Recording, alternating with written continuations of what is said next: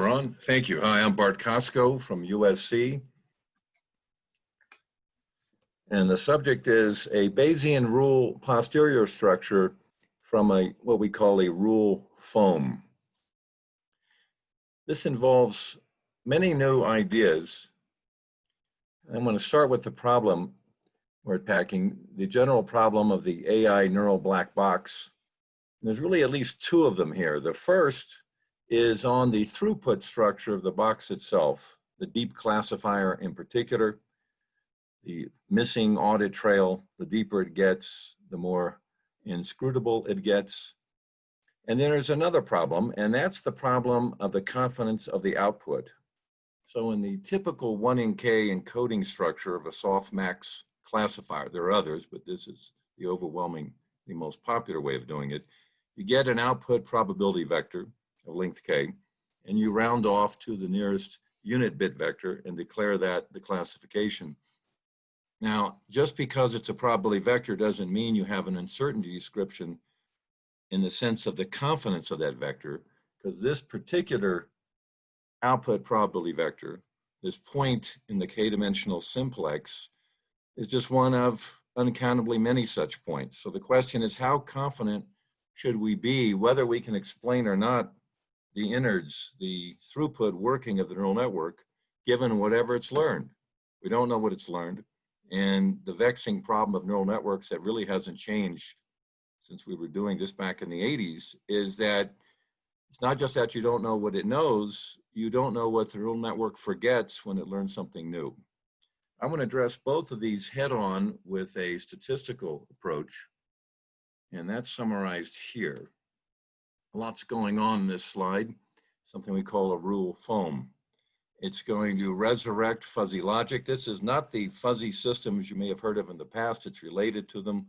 Those were older systems. The concept of fuzz, of multivalence remains, but the system structure is very different. And I'm going to show you a way to convert the classifier in really any system based on some new theorems. These are available at my website, elsewhere, and referred to and briefly discussed in the paper as well.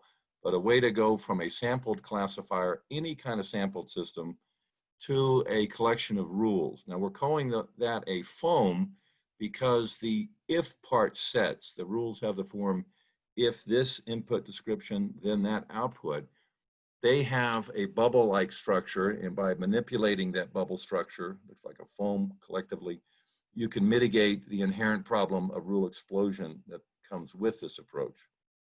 What's fundamentally new here is the fact that we find a generalized probability mixture, this thing below, that completely describes the system and has several moments, has infinitely many moments, but several moments that we can use. So in general, we get a surface like here, and that surface contains the system that we've approximated. Its average is that surface. I'll give you examples and explain this. One consequence of this is that I get an immediate Bayesian posterior over all the rules, the thing you see on the right. And I get that on an input by input basis. In other words, a complete Bayesian description of this approximator or so-called explainer system. Moreover, because it's a fuzzy system, it obeys another theorem, that it's not just a function approximator, it's a uniform function approximator in theory. In other words, you could pick the error tolerance in advance, and the kinds of systems we're talking about, additive, that additively combine the outputs, will always get within that epsilon, no matter the input. So a lot's going on there, and there's another consequence, and that is we get an output conditional variance. That tells us, again, on a blow-by-blow, input-by-input basis, how confident we are in what the system says, what in this case we call it a foam system, the explainer system, the proxy system, how confident we are given what it knows. And I'll show you what that looks like, and there's a built-in penalty term for when the system guesses. It starts with this idea, a new theorem. Give me any bounded real function. I don't care about the input space. Sine of x is a great example. It's non-constant, bounded between 1 and -1. And I can represent that exactly by mixing just two normal bell curves, as you see here.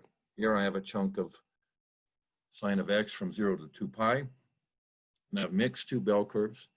The trick has to do with centering the red bell curve at the infimum or smaller bound -1, and the blue bell curve at the supremum or +1. Then I take a particular value x0, and that plucks off this value here, and that corresponds to the mixed curve green. The expected value of this, or generally the conditional expectation with respect to the mixture that this forms, gives you this surface. The average of this surface, rather, gives you back sine of x. And it's not an approximation. In theory, it's exact. Gives you back sine of x exactly. So it's another way to think about it.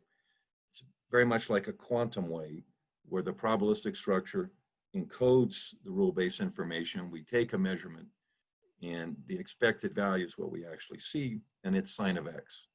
But this always works. What it looks like in this case is this generalized mixture. I'm mixing two bell curves. The variable there would be y, again centered at the lower bound and the upper bound. And by carefully picking the mixture weights, which depend on the input x and indeed depend upon function, I get back a mixture such that it's conditional expectation. That is, when I integrate against the mixture, I get back exactly sine of x. That's a very powerful way to represent any bounded function. This here is a scalar, but it applies component-wise to a vector value function as well. Any bounded function, and then we can combine them. Because it's an expected value, I can turn that around. I can estimate the expected value with the law of large numbers, and that's just a form of Monte Carlo. And so I can sample, in effect, from an infinite set of rules, what I call a rule continuum. You don't actually store it. It's a virtual rule continuum. How do you sample from it? You would sample according to this representing mixture or your best approximation of it. And you get all the advantages and disadvantages of Monte Carlo if you do that. The advantage, it doesn't depend on the input structure. Disadvantage, it converges slowly with according to 1 over square root of n's number of samples. But I can always do it.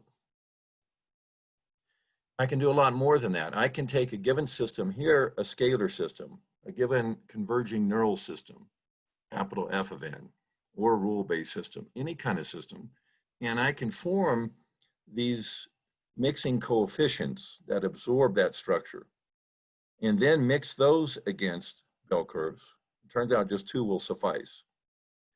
And it raises the question, will I get a uniform convergence? As if I have, for example, a neural network, Fn, converging, capital Fn, to some target function f. Now, of course, in the real world, we don't know what that is. So we're relying on the approximation power here to give us some confidence that our rule-based approximators are also zooming in on f.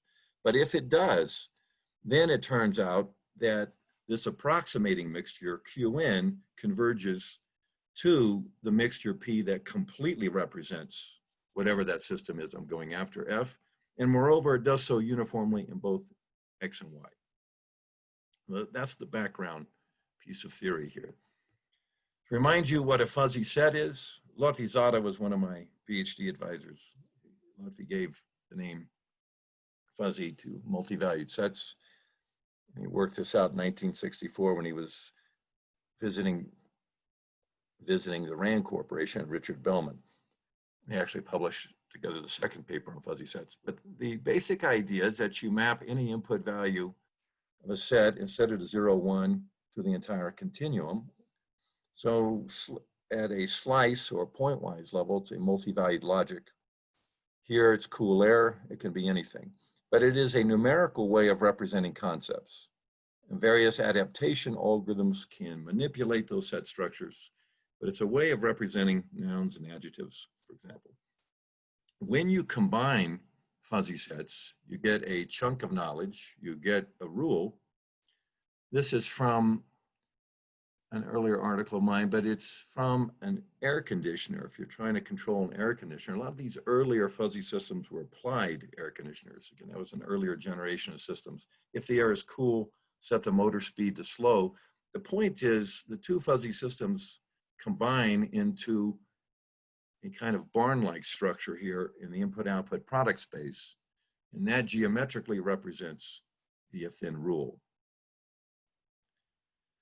That in turn leads to the basic theorem that in principle, for any continuous function on a compact set, in particular on a closed and bounded set, I can always, in theory, find a finite number of these rules, these rule patches, to give me back a uniform approximation. Of course, actually finding them can be very difficult, but I can always do it. Just like with the neural network, I can always, with enough hidden neurons, approximate any function on a compact set uniformly. The additive structure here is where things change. If I add together the output with the rule-based system, that's going to lead to the mixture structure. And it differs from the earlier fuzzy systems that were out there that used minimum and maximum and things like that. That will not produce the kinds of probabilistic systems I'm talking about. So I get an approximation by a graph cover. The good news is it's a uniform approximation in theory, and I can estimate the rules with data clustering algorithms and many other schemes. The bad news is rule explosion, exponential rule explosion. So the older fuzzy systems, and these simply won't scale with the input dimensions. If I go from just having a temperature input, for example, X, to a humidity input, I'm going to get a quadratic complexity. It's not just that I need ever more rules to get a finer and finer approximation. It's just built into the graph structure itself. We often search for optimal rules. Those will turn locally out to be those that cover extrema. We sometimes call that patch the bumps. A rule foam revisits this and interprets those if part sets other than just the same size in a little more constructive way, often manipulating them with adaptive vector quantization or any scheme that you like. But the idea is if I have K pattern classes, I want to allocate on the input of the pattern.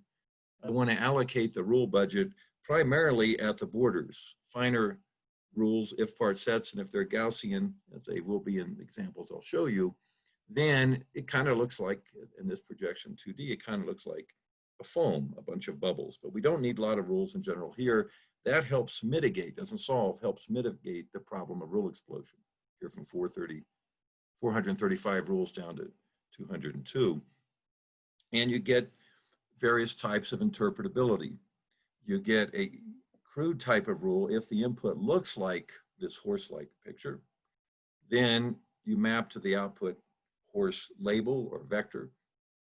I just have the rule structure itself. I will then get a posterior probability ranking over those 5,000 rules for each input, and also a conditional variance telling me how confident I should be of how well this proxy system models or approximates or explains the underlying sample neural system.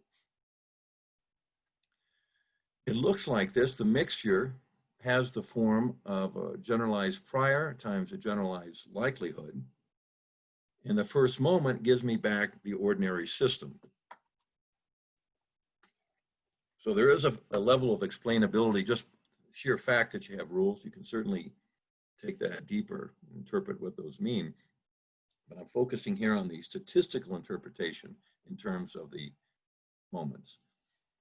Where does it come from? The minute I additively combine firings of rules in a numerical domain, and I can weight those rules, I get a mixture structure that's inherent in the math of the thing.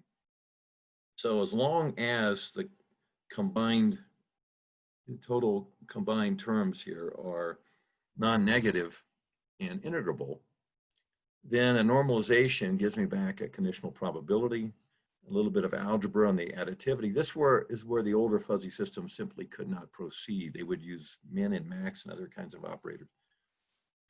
But it does go through here, and I end up with a generalized prior and a generalized likelihood. The likelihood in particular contains most of the rule structure, but it's also woven into the prior. Now, if you stand back and look at that, you see it has the probabilistic structure of the theorem on total probability.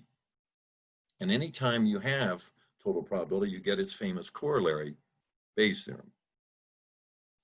And it gives me what I want. It gives me, for a given input X and observed output Y, it gives me the probability that the jth rule fired, the degree to which it fired, its contribution, which is precisely going to be this likelihood times prior term divided by the sum of all those things.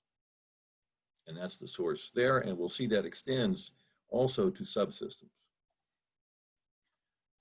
The first moment of such a mixture then gives me back a version of what used to be called the fuzzy system or the explained system by taking the conditional expectation against the mixture, but it gives me much more. What that would look like, though, if I had a simple 10-rule system trying to approximate sine of x. Here I have 10 if-part sets that have the form of sinc, or sine x over x, or Shannon wavelets. And here I have the more common case of 10 Gaussian inputs sets. Both give me these mixture forms. Both are such that their conditional expectations give me back essentially sine. But in the case of the Gaussian, if I look at the outputs of the then parts of the sets, they kind of plot out like the sine. There's 10 of them here, the centroids of that. And I have in color 4 different rule firings just to give you a flavor. There's a 0 input, and the first rule does all the firing, a different input, 1.5, and I have 3 rules that fire non-trivially and so forth. That's my explainability in color, and likewise to the output. In the case of a CIFAR test set, in this case CIFAR 10, if I have 1,000 rule system, I have an input image of a deer, and most of the rules don't fire. Most of the work here is being done just by 2 of the rules. I get that pinpoint idea. And of course, you can use that posterior information in pruning algorithms and a lot of other things, especially when the complexity increases. I get some insight into what the runners up were, and also this can help me in the classification. If I have a mixture, I get all of its higher order moments, and if I want them, all the lower order fractional moments as well, but in particular the second order moment. And this is how we address the problem of interpreting the confidence in the output system. There's many other moments, of course. So what that breaks down to, if you work through the math, is 2 pieces. The first piece is the inherent uncertainty in the rules then parts, weighted by the priors. And the second piece is an interpolation penalty. Each rule is in effect tugging and trying to make the output look like its output. And so when it does, it can hit that dead on. This can be reduced to 0. But if the system is guessing, which these systems often do for a particular input X, relative to what it knows, and then these local rule outputs will differ greatly from the total output, and you'll be a high penalty paid. In the simplest case, if I have 2 cases of input data, 2 patterns, red data and blue data, here I'm getting a conditional variance breakdown, and the scale is the darker the blue, the Sorry to interrupt, higher but the you should conditional be variance. finishing already. You should be ready to finish in a few seconds. Seconds? Yes. Okay, all right. Yeah. I can use that. Let me just jump ahead. I can do a direct interpretation of each of the, I thought I had another 5 minutes, my friend. So the next level up here is I can have multiple rule foams and achieve them randomly and combine them and combine their throughputs and get a head-to-head comparison with a so-called random forest, which is combining trees. But now I can combine not just the outputs of the foams like I can do with the random forest, but also their throughputs. It's kind of difficult to interpret different trees of different sides to compare them. But we can do that with a foam. And it turns out, we're just starting to do experiments on this now, that by combining the foams, if we could just combine the output, they don't perform as well in general as combining the throughput. which is an interesting thing you can do here. In other words, combining what the experts are thinking in their rules rather than just what they say, like with the output of a random foam. Here, the random foam beat the random forest. And my last couple slides in. I get also, in that case, what I call telescoping posterior. So if I've got 10 systems here for the eminence data, handwritten digits, I take the input x, x equals 3, and I see it's the third system. It just turns out that fires the most. And if I open it up, I get a separate posterior over its rules. And I find out that rule 273 contributed the most. And so I get both an explainability in terms of which subsystem contributed what, and there's no limit to these. And within those, I can do that again. And likewise, with the telescoping variances, I can get the variance of the 10 systems. The total variance is the red line you see. And then I can look at how much uncertainty there is in each of the systems combined. And that is our proffer for how to explain a black box neural networks. Now, the fundamental question here is how good do these foam systems approximate the given system? If it were good enough, as many people suggested, you could just throw away the neural network and work with the rule-based system. And we're working on that. We know in theory it approximates uniformly, but in practice, it's a research question. Again, we get a Bayesian posterior over rules and more generally over subsystems and their rules, and likewise with conditional variances. We can combine the throughputs as well as the outputs. And my last point to you is what's controlling everything is a wonderful closure property of probability mixtures. Whenever you mix together any number of mixtures, you always get a new mixture. Thank you.